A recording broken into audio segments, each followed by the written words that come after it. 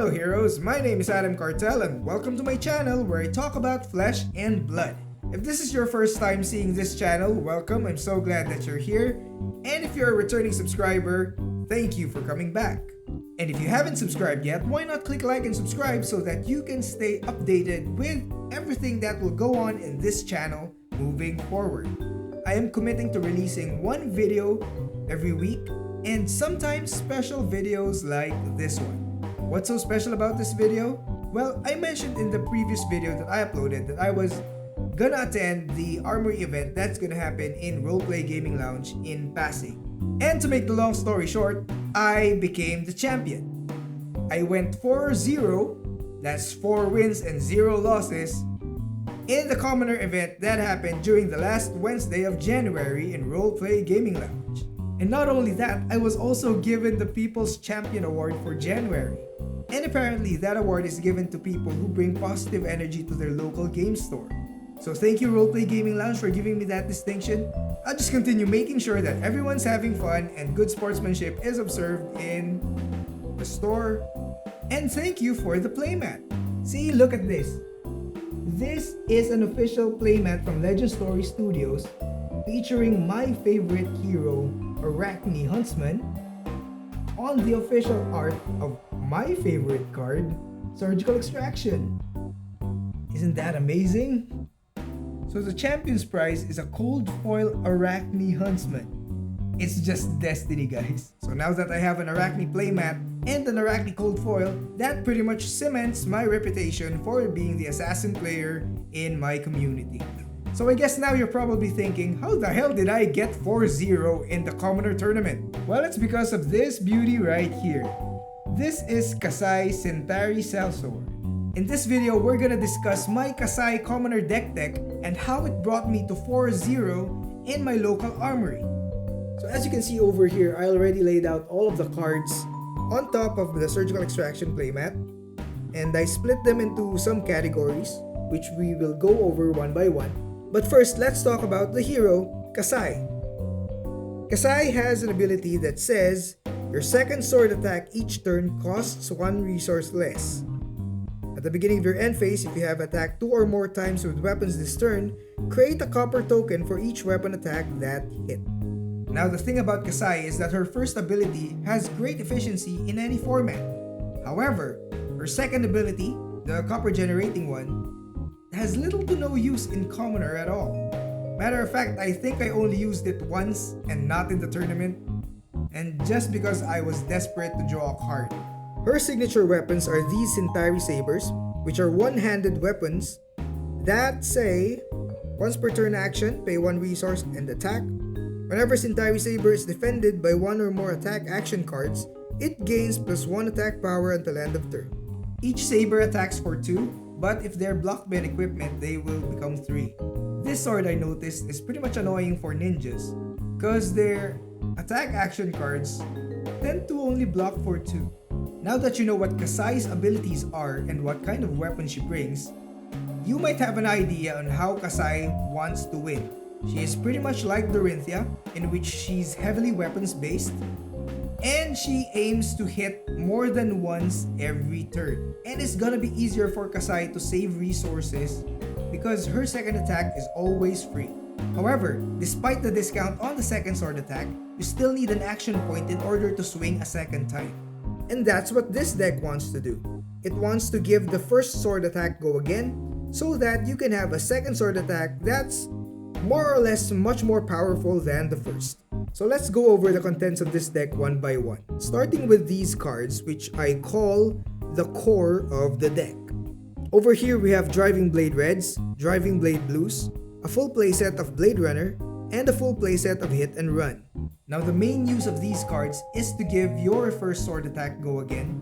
They just do things a little bit differently. Driving Blade, for example, gives the first weapon swing an additional attack buff in addition to the go again. Blade Runner, on the other hand, only gives go again to the first weapon swing, but gives a buff to the second one. While Hit and Run, on the other hand, only gives the buff when you have already attacked with a weapon this turn. Over here at the bottom, we have what I call the threats, because these are actions that give your weapon an attack buff before you swing them. These cards all add pressure to your opponent and makes them really think on how they're going to block this turn. So going back here, we have a full playset of Outland Skirmish and Sharpened Steel Reds and Sharpened Steel Yellows. Now Outland Skirmish has an ability that generates copper when the weapon attack hits. However, again, you don't really use copper that much here in Commoner. Now over here at this side, we have what I call the tricks. These are all attack reactions that you use after the opponent is done declaring blockers. So what we have right here are all reds. In the swing, Iron Song Response, Out for Blood, Razor Reflex, and Stroke of Foresight. Now all 5 of these tricks all give your weapons an additional +3 to their attack power, which helps you get over blocking breakpoints or make your swings harder than they already are. These 5 just do things a little bit differently from one another. In the swing, for example, can only be used if you've already swung 2 or more times with weapons on the turn. Iron Song Response can only be used if your opponent has defended a card from their hand. Out for Blood gives an additional +1 if your opponent has defended with a card from their hand. Razor Reflex can also target attack action cards, but we do not have those in this build. And Stroke of Foresight helps you cycle cards. So yes, this is the build that I ran during Armory. I'm gonna put up the deck list here on the screen for reference. Also, I'm gonna include the equipments because I forgot to include them here on the playmat because there's no more space. But they're just the usual equipments that you see in many warrior decks. Ironrot Helm, Blossom of Spring, Refraction Bolters, Gallantry Gold, and some Null Runes. So now that we've gone over the deck composition, how do you exactly pilot this deck? Well, the most important thing that you gotta remember is you really gotta get that second swing going. Since Kassai is naturally a dual wielder and she discounts her second swing, you really have to make use of that. That's why your deck's core gives your first swing go again. You just have to make good judgment calls on whether to use the right trick or the right threat. You don't just dump all of your threats and all of your tricks into one weapon swing and hope for the best. You also have to gauge what your opponent might do. To better explain to you what a good judgment call looks like, let's go over my matches one by one. So since we had 15 players over during that one day, we had to go through 4 rounds of fights. So my first match was a randomly awarded bye. So that's an automatic win because we have an odd number of players and one will always be left out. So that player will already be given an automatic win. So we're gonna move forward to my second match, which is against Fai. So this Fai deck was piloted by Zeke, who is also part of the top 8 in Scry Game Cianot's ProQuest, and he ran it terrifyingly efficient. Now the thing about Fai is that he wants to make long combat chains, which tends to end up with their opponent on the back foot and Fai keeping a constant barrage of attacks, which will be inevitably left unblocked. So what you want to do if you want to face Fai using Kassai is to just keep the pressure up on his end. You don't have to block everything. Kassai is still good with 2 card hands, but you do have to time your blocks properly. You have to make sure that you're blocking very efficiently with at least 2 cards from your hand and 1 Sink Below or Fate Foreseen from your arsenal if need be. The most important thing that you need to worry about for Fai would be the Rupture cards, especially Breaking Point, which breaks your arsenal if it hits. Sometimes you'd also want to block Rising Resentment because otherwise Fai would be able to cast a discounted 1 cost or 2 cost card, sometimes for free, and you don't want that to happen. You have to ruin Fai's consistency as much as possible. Save your Iron Rot equipment for very important blocks. You do not want to waste those early in the game, especially in the first 2 turns.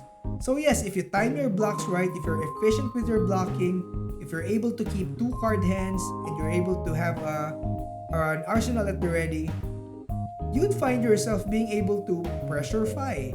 Fai is bad at blocking warriors, and eventually all of your buffed sword attacks will demand an answer from Fai. Use the attack reaction sparingly in order to put Fai in a very awkward position. Ideally, you just use Sharpened Steel or Outland Skirmish on the first parts of the game, and then surprise them from time to time with cards like Razor Reflex. And then if he starts blocking, use Iron Song Response and Out for Blood in order to get more damage through. Oh, and one more thing about blocking Fai. Try your best not to block using the Go Again cards as much as possible. You do not want to be left with a turn where you can only swing one weapon. You really want to have that Go Again in order to swing twice and threaten Fai to death. So yes, since my opponent Zeke is also a very good Fai player, it only boiled down to which one of us is gonna be the most efficient in doing what our decks do best. I was able to push some damage through with an attack with a trick from my arsenal. I think that wasn't in the swing. I almost lost. It was very close. It was a great match. Zeke, congratulations on being able to pilot Fai that good. And see you again on the whatever our next fight will be. So yeah, that's how we dealt with Fai. The second match that I had was against a Dash, which I was very afraid of because Dash is a tier 0 deck in the commoner format. Dash is very much capable of dishing out like 4-5 attack powers with Go Again every time. On average, I think a Dash can dish out 17 to 20 damage in a single combat chain. And Dash can do that on the first turn. And add to that the fact that the Dash deck's pilot is Boom, who is a really great Fab player. And I have a recipe for a very challenging fight. So how do we face Dash as Kassai? Well, it's very similar to how we face Fai.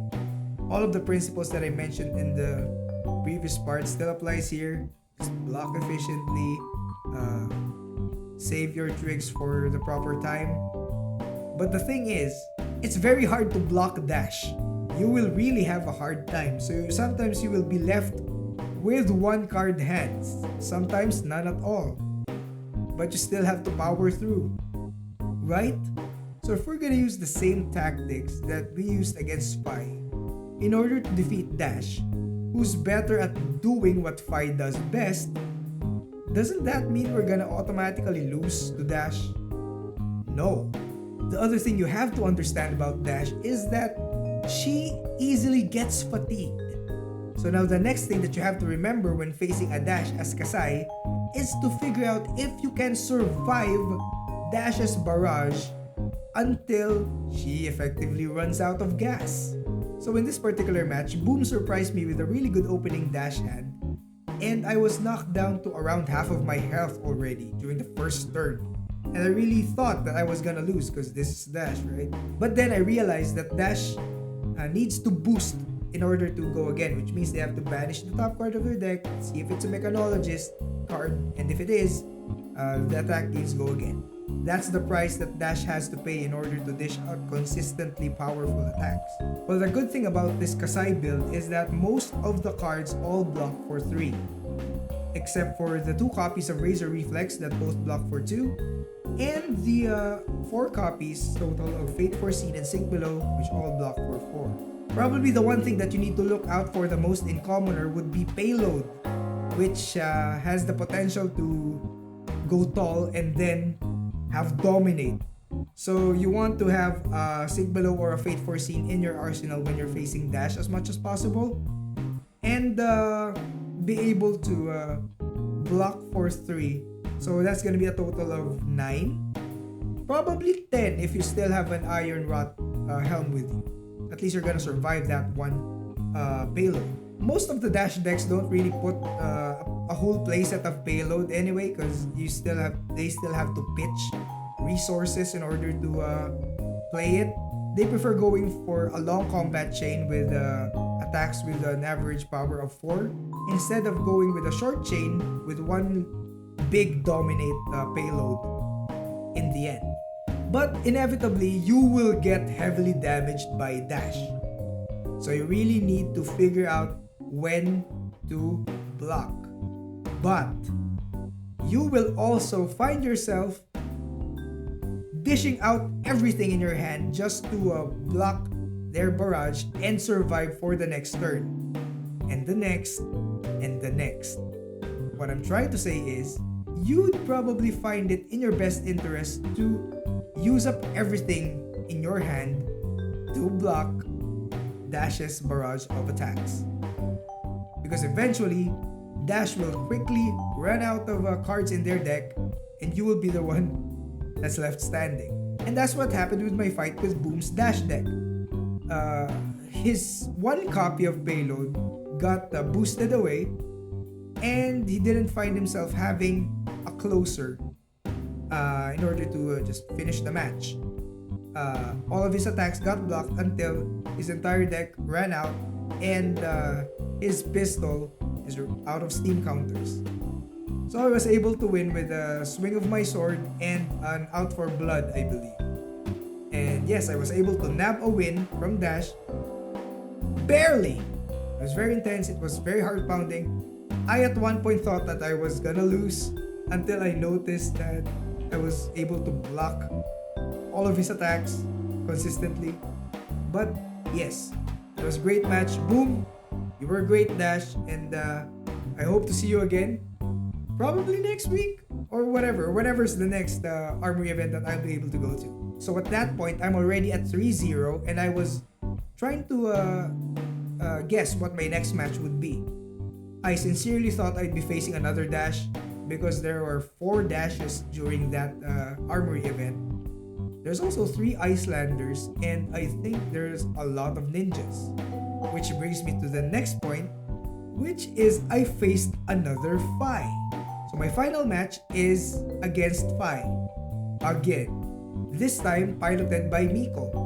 If I remember correctly, the difference between Zeke's Fai deck and Miko's Fai deck is that Zeke has Heatwave for arms and Miko has Stubby Hammerers, which is much more dangerous on a Fai. It's gonna be really painful. And it's no joke that he got to 3-0 as well. But again, the principles from the previous Fai discussion that we had still applies here. But I'm going to add something that I wasn't able to mention during the first Fai analysis. Gallantry Gold and Refraction Bolters can also defend for 1 because they both have Battleborn and they'll stay on the battlefield. So don't be shy in blocking with them. You would still be able to use their abilities, but you can block with them once as well. Now that we're on topic of the championship match, I think that it's a good idea to talk about 3 of the most important equipment abilities. Refraction Bolters gives a weapon attack, go again if it hits, and then Gallantry Gold gives +1 to all of your weapon attacks during that turn, and Blossom of Spring gives you 1 resource. All of them should be used on proper timing. Do not use them all on turn 1 or turn 2 just to pressure the opponent. Use those abilities when you're sure that you're gonna take the game to a very advantageous position or if you're sure that you're gonna defeat your opponent. On my match with Miko, I did not use them in order to swing for lethal. I had to use all 3 of them during 1 turn in order to get out of a very tight spot and apply pressure on his Fai. I was on the back foot during that turn and I had to retake the tempo. So I had to break all 3 of those items just to get out of that tight spot and put my best foot forward again and apply pressure on Fai. So I was able to maneuver my way out of that mess, but both of our hit points were still down to 2 each. Any one of us could take the win. Any one of us could become 3-1. Any one of us could become 4-0. From my perspective, what I saw was that Miko drew too many blues, which compromised his attack power during that turn and allowed me to block efficiently with an Iron Rot Helm and Razor Reflex. So the attacks that came my way were just 1s and 2s. In the very last round, I just had 1 blue in my hand and 1 card in my arsenal. So I had no choice but to attack with Centauri Saber and then pitch the blue. And then use my remaining resource in order to reveal the card in my arsenal, which was Stroke of Foresight. And since Miko blocked with an attack action, the ability of the Centauri Sabers went through, and then the +3 from Stroke of Foresight went through, I was able to attack for lethal, which won me the match. So in the end, I got 4 wins and 0 losses with this Kassai deck, and I was able to win the Cold Foil Arachne, in addition to 2 booster packs and a special promo Cut to the Chase.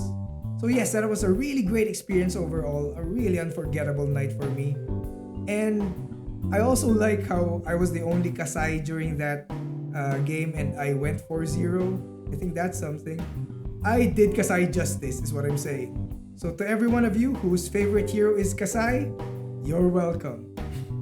So that's it. That's my last Armory report for January and my Kassai deck and analysis and match breakdown all in one video. So what do you think of Kassai? Is she your favorite hero? Is this your first time learning about her? Are you now interested in piloting a Kassai deck or have you piloted one before? Do you have your own Kassai deck list? Let me know in the comment section down below, and don't forget to like and subscribe so that you can stay updated with this channel's future content. That's it for now. My name is Cartel. So long, heroes. See you in the battlefield.